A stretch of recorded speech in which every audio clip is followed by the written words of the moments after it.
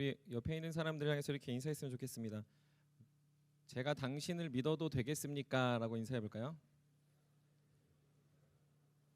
네, 우리 한두 명 더 인사해 봅시다. 제가 당신을 믿어도 되겠습니까?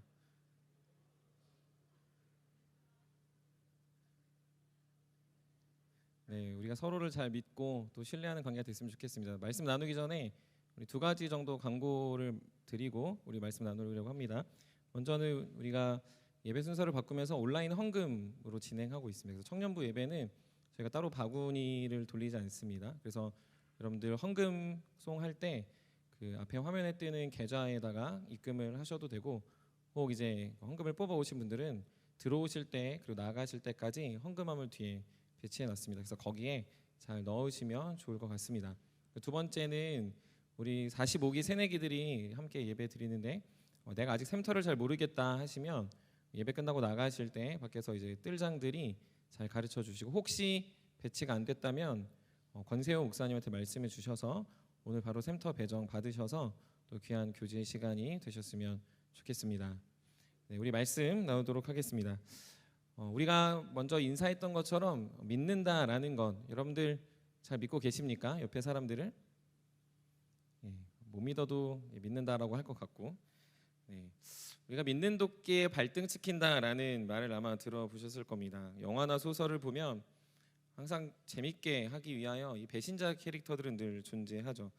같은 부류라 여겼던 사람들이 돌변하고, 실제로 우리 인생에 그런 경험들이 있을 때 우린 사람을 잘 신뢰하지 못합니다. 학창 시절 때 내가 이 친구한테만 했던 이야기가 소문이 될 때나, 혹은 내가 이 어려움들을 공유했는데 마치 그것이 나에게 공격이 되고, 혹은 그것이 나의 가십거리가 될 때 내가 믿는 도끼에 발등 찍혔구나 라고 생각하며 관계를 재정의합니다.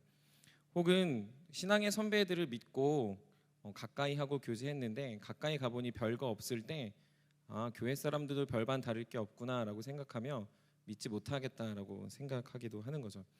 그런데 어린아이들을 보면 사람을 너무 잘 믿습니다. 저도 7살 됐다고 좋아하는 아들이 있는데, 그 7살 아들을 보면 사람을 참 잘 믿습니다. 아빠가 이거 사줄게 하면 잘 믿어서 기억까지 잘하니 계속 사달라고 추궁합니다. 그때 그 말 했다, 그러니까 꼭 사줘야 한다라는 거죠. 그래서 우리가 그 주변에 아직 청년이지만 사람을 잘 믿는 사람들이 있습니다. 한번 우리 옆에 청년들 서로 보시겠어요? 잘 믿는 것 같습니까? 안 믿을 것 같습니까? 우리가 딱 봐도 그래 보이는 사람들이 있죠. 선하고 또 착하고 또 학선 형제처럼 생기고 또 학선 형제 닮았고 또 학선 형제를 추구한다, 이러면 이제 좀 잘 믿는 것 같은 이제 느낌이 있는데, 사람을 잘 믿는 사람들을 보면서 우리는 참 대단하다라고 말하지 않고 어떻게 말하냐면, 너 사기 당하기 참 딱 좋겠다라고 이야기합니다. 너 그러다 사기 당해라고 이야기하는 거죠. 사실 저도 그 말에 많이 공감합니다. 실제로 세상이 우리를 속이려고 하다 보니 어렸을 때 학교 앞에서 파는 병아리가 오래 살 것처럼 사게 되고, 지나가는 어떤 물건이 굉장히 좋아서 나에게 판매할 때 저거 없으면 안 될 것 같아서 굳이 사게 되는 일들을 보면 사기 당하는 세상이구나라는 거죠. 근데 이게 참 가슴이 아프다라는 건, 사기 당하게 좋겠다라고 생긴 말에 우리가 반박하지 못하는 거죠. 왜냐면 많은 사람들이 믿지 않고 사는 세상이고 믿어서는 안 되는 상황이다 보니 우리는 그렇게 서로가 서로를 의심합니다. 물건을 사도 진품을 확인하는 진품 확인증, 즉 보증서라는 게 있어야 하고, 어디서 공부를 했어도 학위증이 있어야 그 사람이 진짜 공부했는지를 확인하게 되는 거죠. 우리가 누군가를 믿는다라는 건 굉장히 어렵습니다. 그리고 또한 우리는 누군가를 믿었을 때 나타나는 어려움들 때문에 우리는 늘 조심하고 경계합니다. 마음의 문이 한 겹인 사람도 있지만 수십 겹, 수백 겹, 아니 철문 같은 사람들이 사실 저와 여러분들의 삶에 부지기수로 나타난다라는 거죠. 그럴 때 우리는 믿지 않음이 단순히 믿지 않음으로 끝나는 게 아니라 불신과 체념과 혹은 그 사람을 향한 판단으로 우리의 관계들을 정의합니다. 우리가 살아갈 때 그러면 믿음이 중요한가에 대해서 한번 생각해 볼 필요가 있습니다. 그렇게 믿음이 잘 안 되면 믿음 없이 살아도 괜찮지 않나라는 생각인 거죠. 그런데 우리가 믿음을 한번 점검해야 되는 순간이 무조건 찾아옵니다. 그 순간은 저는 결혼이라고 생각해요. 인생의 동반자인 배우자를 만날 때 우리가 점검하는 건 사실 사랑이기도 하지만 믿음입니다.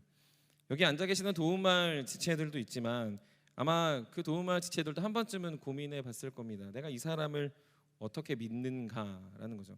그래서 결혼하는, 또 결혼을 준비한 혹은 연애를 하지만 결혼을 해야겠다고 생각하는 사람들도 그렇게 묻습니다. 무엇 때문에 결혼하셨습니까? 라는 거죠. 무엇이 확신이 들어서 그 사람과 결혼할 마음이 생겼냐라고 묻는 겁니다. 그런데 여러분 한번 생각해 볼까요? 그 사람이 어떠하든지 간에 나는 그 사람하고 결혼할 거야 라고 확신이 든다. 그 사람이 뭐 바람을 피든 그 사람이 나쁜 사람이든 그 사람이 어떤 사람이든 상관없이 나는 내가 믿는 게 중요해서 그 사람을 사랑해 라고 말한다면 혹 이 말을 듣는 상대방은 기분이 조금 좋을지 모르겠으나 그 믿음은 사실 발등 찍히기 딱 좋을 수 있다라는 사실이죠. 무슨 말이냐 하면 믿지 못하겠으면 물어보고, 믿지 못하겠으면 너 왜 그렇게 사냐 말해보고, 그리고 정말로 내가 믿을 수 있게 무언 행동을 해달라고 말할 때 그 관계 안에서 믿음이 견고해지는 것이지, 그건 다 차치하고 나는 당신을 믿습니다라는 이유 때문에, 아니 그 확신과 신념 때문에 결혼한다면 모르긴 모르지만 그 결혼 생활은 불행할 것이다 라고 생각합니다. 그래서 믿음은 나의 영역이 아닙니다. 나의 신념과 나의 태도가 아니라 믿음은 관계의 영역이라는 거죠. 그래서 결혼을 할 때 그 관계를 쌓아가는 것은 계속해서 이루어지기 때문에 사랑이 자라고 믿음이 자라고 신뢰가 자라고 그 사람을 향해 바라볼 때 더 아름다움을 느끼게 되는 겁니다. 팀 켈러 목사님도 그의 센터 처치에서 이렇게 믿음에 대해서 기록합니다. 오늘 제가 이제 다른 일들을 하다가 자료를 못 넘겨서 죄송한데 잘 들으셨으면 좋겠습니다. 팀 켈러 목사님이 센터 처치에서 이렇게 말했어요. 믿음은 신뢰의 대상을 나에게서 하나님으로 옮기는 일입니다. 믿음은 신뢰의 대상을 나에게서 하나님으로 옮기는 일을 믿음이라고 이야기하는 거죠. 쉽게 말하면 믿음은 나의 신념의 근거가 아니라 믿을 만한 상대방과의 관계 속에서 믿음이 생긴다라는 거죠. 그래서 하나님을 알 때, 하나님을 물어볼 때, 하나님에서 궁금해할 때, 그리고 하나님이 나에게 하신 일들을 깨달을 때, 그때 우리는 그분을 믿을 수 있다라는 거죠.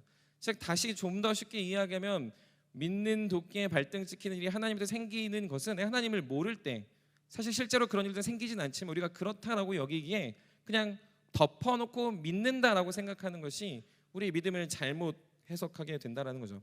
오늘 우리가 살펴보는 로마서도 믿음을 사실 이와 같이 이야기하고 있습니다.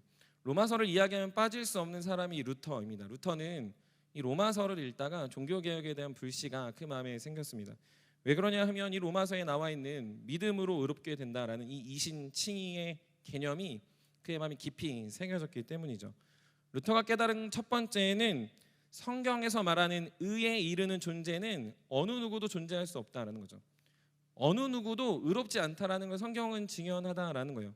즉 우리는 타락했기에, 아담과 하와의 이후에 우리는 타락했기에 생각하는 것도, 바라보는 것도, 그리고 추구하는 것도, 우리가 말하는 것도 다 의롭지 않기에 로마서 3장 23절에서 말하듯 우리는 모든 사람이 죄를 범하여 하나님의 영광이 이르지 못하는 불의한 존재가 됐다라고 알려주는 거죠. 그리고 두 번째 깨달음이 루터가 여기서 더 큰 깨달음을 얻게 됐습니다. 그것은 무엇입니까? 그럼에도 불구하고 인간은 인간의 기준의 의로움을 지정하더라라는 거죠. 인간 스스로가 의로움의 기준을 정하는 거예요.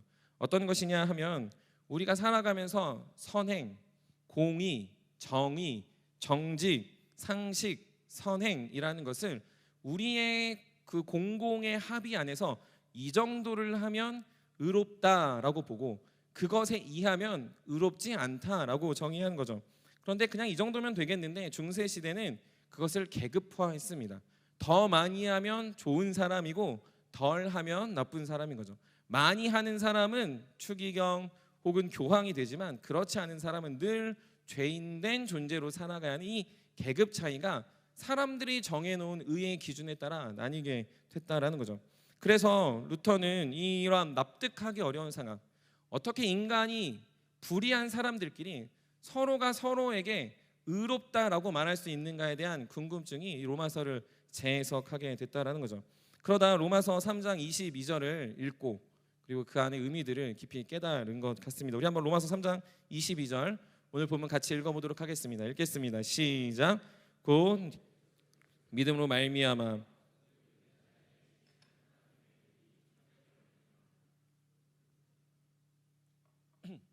네, 23절 보면 22절 보면 곧 예수 그리스도를 믿음으로 말미암아 모든 믿는 자에게 하나님의 의가 차별이 없다라고 이야기하고 있습니다.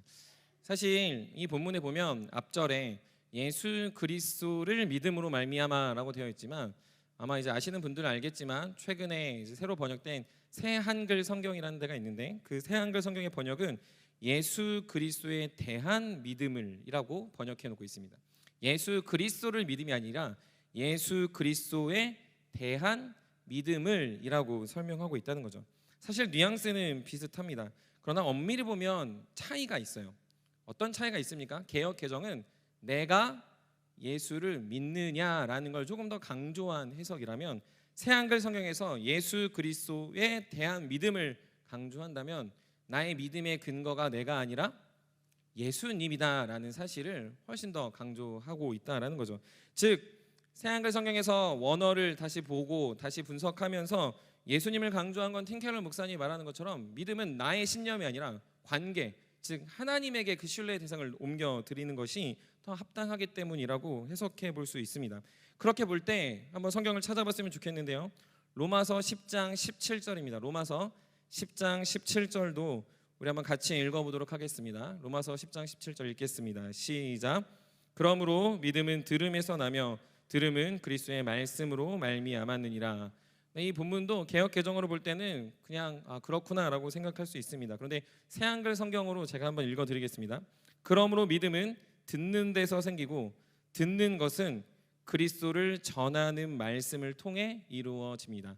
그리스도를 전하는 말씀을 통해 이루어진다라는 거죠.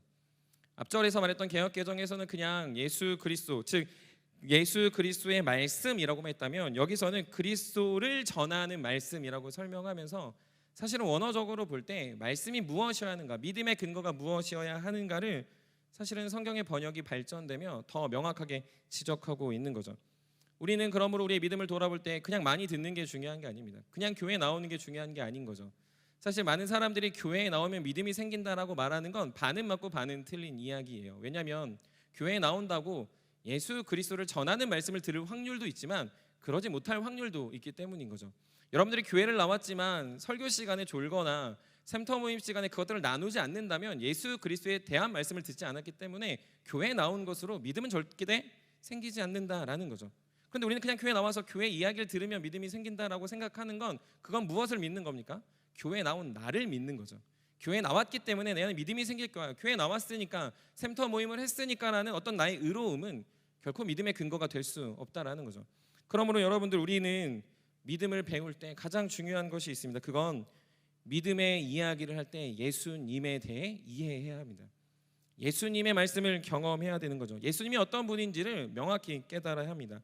그리고 더 나아가 우리의 믿음이 없음을 돌아보는 게 아니라 내 안에 예수 그리스도에 대한 일하심의 경험이 적구나라는 것들을 생각해야 되는 것이죠. 성경이 계속해서 증언하며 성경이 그러므로 믿음의 사람들을 그렇게 설명하고 있습니다. 여러분들이 잘 아는 믿음의 대명사 하면 누굴 떠올릴지 모르겠지만 사실 성경에서 믿음의 대명사라고 말하면 그 사람을 아브라함으로 치환합니다. 우리 한 번 더 성경 구절을 찾아봤으면 좋겠는데 창세기 15장 6절 말씀 우리 한번 같이 찾아서 읽어보겠습니다. 창세기 15장 6절 우리 한번 같이 읽어보겠습니다. 시작. 아브라함이 여호와를 믿으니 여호와께서 이를 그의 의로 여기시고. 아멘. 여기서도 보면 아브라함이 여호와를 믿었다라고 말하니까 아브라함이 믿음이 좋았구나라고 생각하고 우리도 아브라함처럼 하나님을 믿어야 된다라고 생각합니다. 그리고 믿음 없는 사람은 너가 하나님을 믿지 않는 거야라고 판단하고 너가 하나님을 믿지 않으니까 너가 믿음 생활을 안 하는 거야라고 이야기하죠.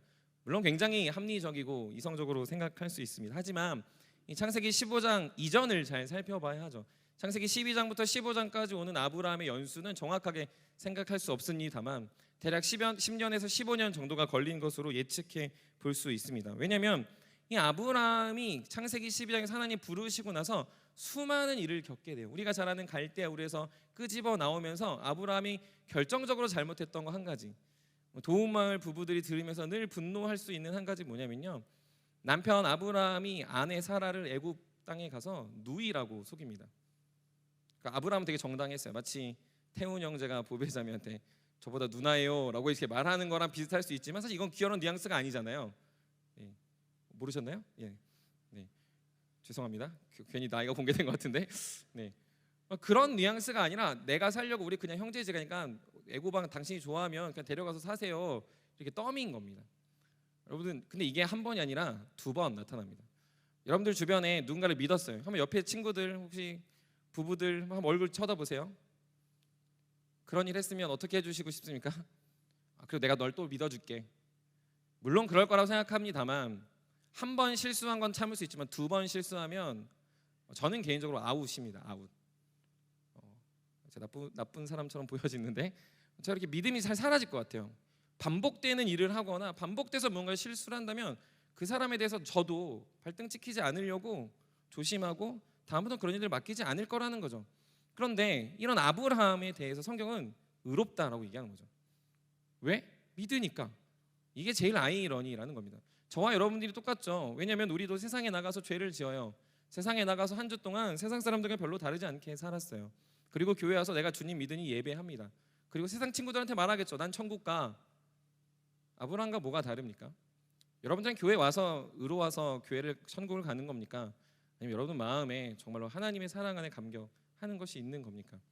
세상 사람들이 날마다 물어보죠. 너희 되게 편협하다. 너희 되게 어떤 폭력적이다라는 말을 하는 건 세상과 다 똑같이 사는데 내가 믿는다라는 그 말 한마디 때문에 세상과 우리를 경계에 짓고 우리는 괜찮은 사람이고 넌 나쁜 사람이야라고 말하게 된다라는 거죠. 그래서 결국엔 천국 가냐 지옥 가냐의 싸움이 되고 결국엔 우리 어떤 폭력적인 언어로 그들을 대할 때 세상은 걔 선 긋고 그래 너네 천국 가라 난 지옥에 살겠다 이런 태도로 하나님과 하나님의 교회를 오해하는 게 부지기수라는 거죠. 그러면서 우리도 고민해요. 왜냐하면 우리가 믿음이 있는가라는 걸 고민하는 거죠.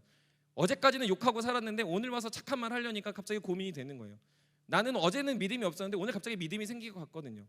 어제까지는 친구하고 싸우고 욕하고 나쁜 짓 하다가 오늘 왔는데 오늘 갑자기 목사님 말씀 듣고 샘터 모임 보니까 나한테 좋은 말 해줘서 그 사람들과 친하게 지내려다 보니 좋은 말 선한 말을 하는 나의 삶이 괴리감이 느껴지거든요. 그래서 우리는 우리 스스로 정의합니다. 나에게 믿음이 없구나. 나는 교회를 다녀서는 안 되겠구나. 나는 교회 나와서 안 되는 파렴치한 존재다라고 생각하면 우리 스스로의 믿음을 딱 결정하는 거죠. 그건 나에게 집중됐다라는 거죠. 아브라함은 나에게 집중된 존재가 아니라는 걸 성경은 곳곳에서 보여줍니다. 왜 그렇습니까? 아브라함이 여호와를 믿어서 의롭게 여긴 건 사실 그냥 15장이 달랑 떨어져서 아브라함이 믿었다라고 말하는 게 아니라 12장부터 15장까지 수많은 스토리를 통해 아브라함이 깨달은 것 한 가지는 하나님은 믿을 만하구나라는 것을 그 인생을 통해 알았다라는 겁니다. 한 가지씩 살펴보면 갈대아 우르에서 하나님은 아브라함을 직접 부르셨습니다. 75세 되는 할아버지 아브라함을 하나님이 부르시며 그를 통해 민족을 이루신다고 약속하셨습니다. 복의 근원이 된다고 약속하셨어요. 그리고 땅을 옮기라라고 약속하셨습니다. 그리고 애굽으로 나아가 자신의 아내 누이를 속이며 큰 어려움을 겪었지만 그런 파렴치한 아브라함을 하나님은 전적으로 건져내 주셔서 애굽 왕을 혼내고 오히려 애굽 왕으로부터 전리품을 받아 나오는 놀라운 은혜를 경험합니다. 잘못하면 벌 받아야 하는데 잘못했는데 복 받은 겁니다. 13장에 가면 조카 롯과 자신의 종들이 대립하여 어디에 살 건지 고민합니다. 여러분 생각해 보십시오. 동생과 싸우는 선배 형 누나들 그리고 첫째들 잘 생각하면 동생이 먼저 이제 얌체같이 행동하거나 예의 없게 행동하면 이렇게 막 한 대 때려주고 싶잖아요. 근데 이거는 동생 문제가 아니고요. 조카예요. 조카는 건전해서 같이 데려온 조카입니다. 근데 조카 롯이 딱 보더니 저기 좋아 보여. 저 먼저 갈게요. 삼촌 안녕 하고 딱 갔어요. 근데 제일 좋아 보였어. 얼마나 속이 상했을까요? 근데 그때 하나님이 속이 상한 아브라함한테 나와서 이야기합니다. 너가 보는 모든 땅, 동과 서와 남과 북이 너의 땅이 될 거야. 너가 밟는 모든 땅이 너의 땅이 될 거야라고 약속해 주신다라는 거죠. 자신의 상한 마음, 자신의 아픈 마음을 뒤로 하게 하나님이 갑자기 등장하셔서 아브라함을 위로하고 계신다라는 거죠. 하나님이 가라고 명한 땅 가나안 땅에 왔는데 결국 왔더니 조카 롯이 배신하고 제일 좋은 땅 갔는데 나는 이 황무지 같은 가나안에 살면서 무엇을 기대할 수 있을까라는 그 답답한 순간에 하나님이 떡하니 나타나 걱정하지 마. 내가 이 땅 다 줄 거야. 걱정하지 마. 저기보다 더 좋은 곳이 있어라고 알려주는 하나님 마음이 얼마나 위로가 됐을까요? 그러게 몇 년을 살았을까요? 그러다 14장에 보면 소돔과 고모라 땅이 전쟁에 휩싸입니다. 이 전쟁은 나라가 그 소돔과 고모라 한 성읍을 침령한 거예요.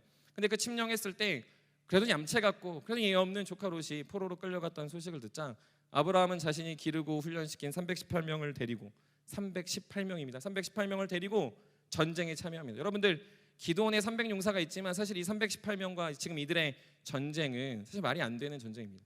나라가 한 성읍을 점령했는데 지금 족장 한 명이, 쉽게 얘기하면 이 성남에 사는 어떤 한 그 유명한 사람 한 명이 자신의 집안 종들을 데리고 군대와 맞서 싸우려 간다는 거죠. 사실 이 전쟁의 시작은 죽기를 각오한 겁니다. 얌체 없이 어떤 그냥 예의 없이 살아갔던 조카 롯을 죽여놔둬도 되지만, 그래도 조카 롯을 건지겠다는 태도가 아니라 그래도 내가 저 조카와 함께 죽겠다라는 말도 안 되는 태도를 보인 거죠. 그런데 더 놀라운 건 뭐냐면 그 전쟁에서 승리하고 역시나 전리품을 얻고 돌아오게 됩니다. 하나님이 함께 하시는 아브라함에게는 나라의 군대도 이기는 318명 같은 하나님의 사람이 있는 게 아니라 나라를 이기게 하시는 하나님이 그의 인생에 존재했다라는 거죠. 그리고 돌아오는 길에 멜기세덱이라는 대제사장을 만납니다. 그런데 멜기세덱이 한 번 더 각인시켜줘요. 뭘 각인시켜주자면 너에게 복을 주는 하나님, 너에게 축복하는 하나님, 너의 인생에 복 내리시는 하나님이 너와 함께 하신다라고 이야기하십니다. 그리고 우리가 오늘 보는 창세기 15장 6절에 아브라함이 여호와를 믿으니라고 기록되어져 있는 거죠. 사랑하는 세움의 여러분, 우리가 믿음을 갖는다라고 이야기할 때, 믿음 생활을 한다고 할 때 가장 중요한 건 하나님을 경험하고 나의 삶의 말씀 앞에서, 또한 여러분의 공동체 안에서 누려지는 하나님의 풍성함이 여러분들 삶에 하나하나 손에 잡힌 듯이 있어야 한다라는 거죠. 그래서 이재철 목사님이라는 분이 지금은 은퇴하셨지만 그의 책 성숙자 반에서 믿음을 이렇게 설명하고 있습니다. 한번 잘 들어보세요. 믿음은 하나님에 대한 우리의 알미, 삶으로 연결되는 전 과정을 포함한다. 자칫 추상적이기 쉬운 신앙 용어를 항상 구체적인 단어로 재정립해 보아야 한다라고 이야기하고 있습니다. 믿음은 하나님에 대한 우리의 알미, 삶으로 연결되는 전 과정이라는 거예요. 알미, 삶의 전 과정이 될 때 그것이 믿음이고, 그것을 나의 언어로, 나의 표현으로 재정립할 때 그때 내가 믿음이 있구나라고 이야기할 수 있다는 거죠. 그런데 너무나도 놀랍게 많은 청년들이요, 믿음을 추상적으로 생각하고요, 알무로 생각하고요, 어떤 나의 신념으로 생각하더라는 거죠. 내가 오랫동안 믿었거나 아니면 리더를 하거나 아니면 내가 믿어서 기도할 때 어떤 눈물이 나는 이런 감정적인 요소로 믿음을 생각하기 때문에 많은 사람들이 자신의 어떤 이 괴리감, 자신이 일주일 동안 살았던 삶과 주일에 와서 드려지는 이 예배의 삶의 괴리, 그리고 내 안에 있는 나의 본성이 부딪히는 나의 불의함이 하나님 앞에서 내가 믿음 없다라고 생각하게 하는 너무 강력한 도구가 되더라는 거죠. 그러나 하나님이 뭐라고 말하십니까? 하나님이 이루시고 하나님이 주시는 복된 역사 가운데 깨달음을 얻는 아브라함이 의롭다라는 건 저와 여러분에게도 가능성이 있다라는 거예요. 여러분들 인생 헛산 게 아니라는 거죠. 여러분들이 교회와 공동체 안에서 신앙생활하고 여러분들이 넘어지는 상황에서도 다시 교회 나오고 힘든 순간에서도 다시 주님께 부르짖고 여러분들이 인생이 꼬인 것 같지만 주님께 붙잡힘을 됐을 때 하나님이 2023년 다시 새해 2024년을 허락하셔서 더 믿음의 걸음을 걸어가 계신 이것들이 여러분에게 경험된 하나님의 역사라면 여러분들이 그 하나님을 신뢰할 때, 그 하나님과의 관계 안에서 나를 신뢰하는 게 아니라 그분께 나의 신뢰의 대상을 맡겨드릴 때 여러분들이 의로워지고 그때 여러분들의 믿음이 생긴다라는 사실입니다. 사랑하는 청년 여러분, 그러므로 우리 사랑하는 세움의 청년들 앞에서는 무턱대고 믿어라라고 말하지 않았으면 좋겠습니다. 오늘 우리가 끝나고 이제 신청한 사람들만 진행하겠지만 신앙 그게 뭔데?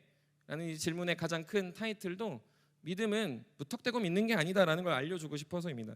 믿음은요, 고민하는 겁니다. 믿음은요, 물어보는 거예요. 믿음은요, 계속해서 탐구하는 겁니다. 믿음은 나의 삶에 나타난 하나님의 알미, 하나님의 실제적인 삶으로 드러나도록 내가 계속 노력해야 된다는 거죠. 그때 우리 안에 행동이 나타날 수 있습니다. 행동하면서 배우는 게 아니고요, 행동하는 이유의 근원이 내 안에 그분의 경험과 하나님의 놀라운 역사 안에서 자연스레 펼쳐진다는 거죠. 여러분, 아브라함의 인생은 15장에서 끝나지 않았습니다. 우리가 잘 아는 창세기 22장에 가서 아브라함 무엇을 합니까? 자신의 장자 이삭을 죽이기까지 결단하는 행동을 보여준다는 거예요. 하나님을 믿는 그 행위는 반드시 행동으로 드러나는데 그런 행동을 해서 믿었다라고 말하는 게 아니라 우리 안에 하나님에 대한 수많은 경험과 나의 실패와 나의 낙담과 나의 좌절과 나의 넘어짐에 다 채워진 그 순간순간들을 종합해 볼 때 우리 안에 그분을 믿을 만한, 믿을 수밖에 없는, 믿고 싶은 마음이 내 안에 생기는 걸 우리는 믿음이라고 이야기해야 된다는 거죠. 그래서 성경에서는 계속 이야기합니다. 특별히 로마서 11장 13절에서 23절에 보면 이 돌 감람나무와 참 감람나무 비유가 나와요. 또 비슷한 비유는 요한복음 15장에 보면 이 포도나무 비유가 나옵니다. 그러니까 너무 재밌어요. 두 개가 되게 비슷한데 한 가지는 우리를 나무라고 비유하고요. 요한복음 15장 우리를 가지라고 비유합니다. 여러분들 가지는 나무에서 잘리면 아무 영향력, 아무 열매를 맺을 수가 없습니다. 돌 감람나무에 조금 더해요. 아예 다른 열매를 맺는 거죠. 참 감람나무의 열매를 맺으면 돌 감람나무는 참 감람나무가 되지 않으면 절대로 열매를 맺을 수 없는 존재가 된다는 거죠. 그런데 이걸 우리에게 적용하면 어떻게 하냐면요, 가지인데 나무에서 떨어졌는데 내가 열매를 맺을 거야. 난 열매를 맺을 수 있어. 나는 저 가지에 붙어 있었잖아. 지금은 비록 떨어져 있지만 나는 열매를 맺는 존재야 라고 해봤자, 요한복음 15장 3절에 보면 무릇 가지가 나무에서 떨어지면 밟혀 버려질 뿐이다 라고 이야기합니다. 돌 감람나무가요, 참 감람나무의 열매를 보면서 너무 부러워요. 그날 저 열매 맺고 싶어라고 수백 번, 수천 번, 수만 번을 외쳐도요, 절대 그 열매를 맺을 수 없다는 거예요. 왜냐하면 그 나무는 돌 감람나무이니까 그렇다라는 거죠. 근데 방법이 무엇인 줄 아십니까? 가지는 포도나무에 붙어 있으면 되고, 돌 감람나무는 그 나뭇가지를 끊어다 참 감람나무에 접붙임을 하면, 그때부터는 돌 감람나무의 존재는 겉으로는 돌 감람나무이지만 참 감람나무에 접붙인 그 나무에서부터는, 그때부터는 참 감람나무의 열매가 맺히게 된다라는 거죠. 사랑하는 세우매 여러분, 여러분들이 맺고 싶은 열매, 여러분들이 맺어야 하는 믿음의 태도, 우리가 걸어가야 되는 행동의 이유는 우리의 열심, 우리의 태도가 아닙니다. 우리가 어떤 신념과 확신을 갖고 걸어가는 길이 아니다라는 거죠. 열심히 사역하는 게 여러분들의 믿음을 증명하는 게 아닙니다. 여러분들이 어떤 노력을 하고 고행을 하고 성경을 열심히 읽는 게 여러분의 믿음의 태도가 아니라는 거죠. 여러분, 믿음이 이야기하려면요, 그분의 놀라운 경험들이 있어야 돼요. 그분의 말씀 앞에서 내 몸을 관통하는 포도나무의 진액이 있어야 하고요, 참 감람나무의 열매의 진액이 내 몸을 흘러가는 나의 삶에 비참하고 낙담하고 좌절하는 상황에도 주님이 나를 오른손으로 이끌어주시는 경험이 있어야 하고요, 나는 아무것도 아닌 무명인 존재인데도 하나님이 여러분들을 계속해서 하나님의 놀라운 능력을 행하시는 한 사람을 세우셨다는 그런 확신과 경험들이 쌓여질 때, 우리는 그곳에서 우리 누구누구가 여호와를 믿으니 하나님은 우리를 의롭다 여기셨다 하는 것과 동일한 고백을 들을 수 있다는 거죠. 사랑하는 세우매 여러분, 그러므로 저 여러분들이 올해 2024년을 살아가며 결단하고 결정해야 되는 것은 열심히 살아보겠다가 아닙니다. 자, 화이팅! 열심히 살아봅시다가 저와 여러분들의 믿음의 태도, 행동의 이유가 돼서는 안 된다는 거죠. 더 중요한 게 무엇입니까? 예수님을 알아가야 합니다. 예수님을 배워야 합니다.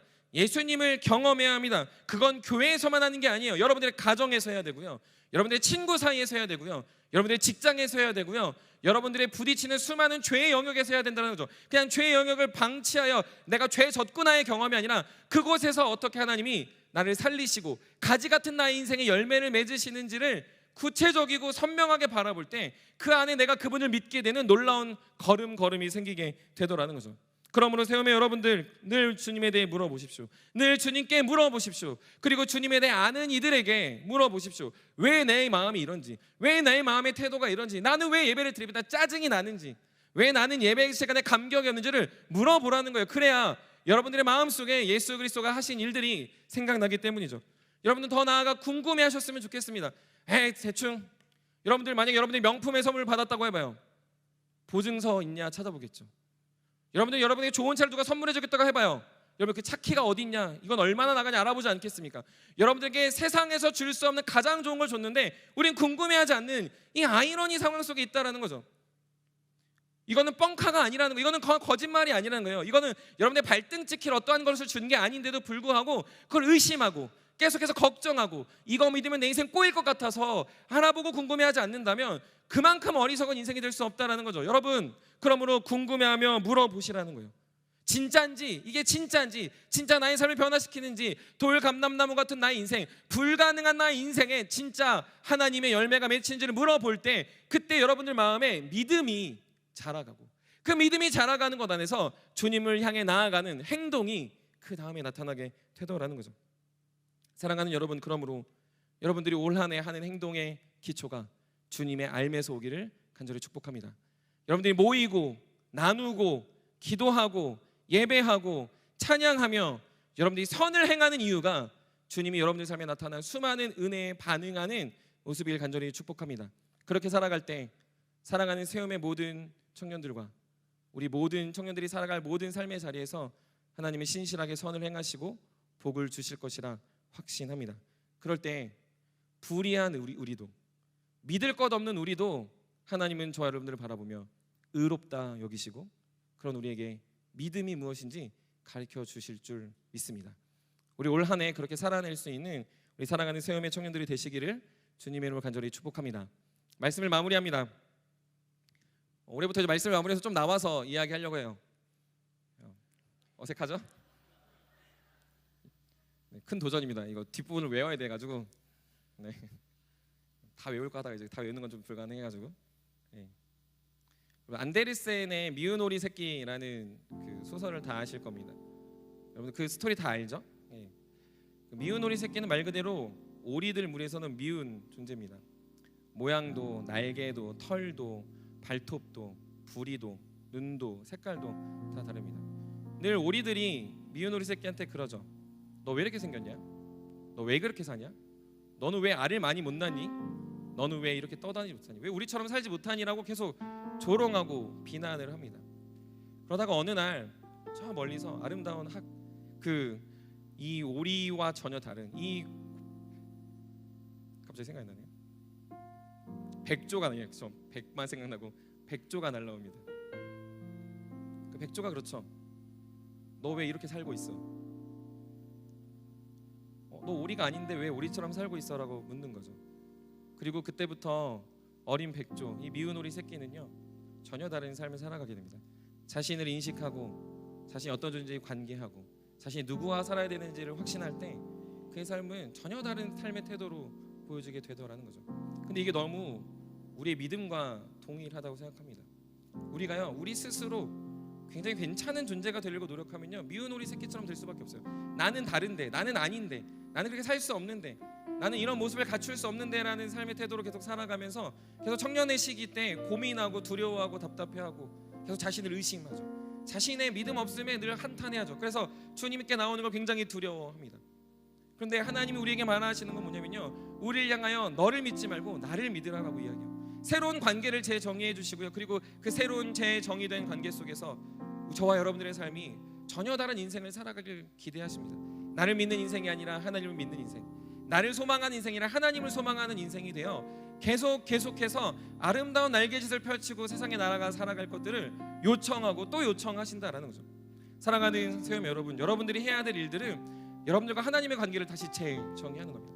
여러분들을 향해서 나의 믿음 없음을 내가 확신하고 고민하는 게 아니라 여러분들에게 믿음을 주신 하나님을 확신하며 여러분들에게 하나님의 영광과 은혜가 늘 수놓아지는 인생이 되도록 소망하셨으면 좋겠어요. 24년 어떤 결단과 어떤 마음으로 나아갈지 모르겠지만 여러분들 한 사람 한 사람에게 주어지는 하나님의 은혜들을 기억하시고 또 그것들을 기대하시면서 하나님께 붙잡힌 바 된 하나님과 관계하는 인생들이 되십시오.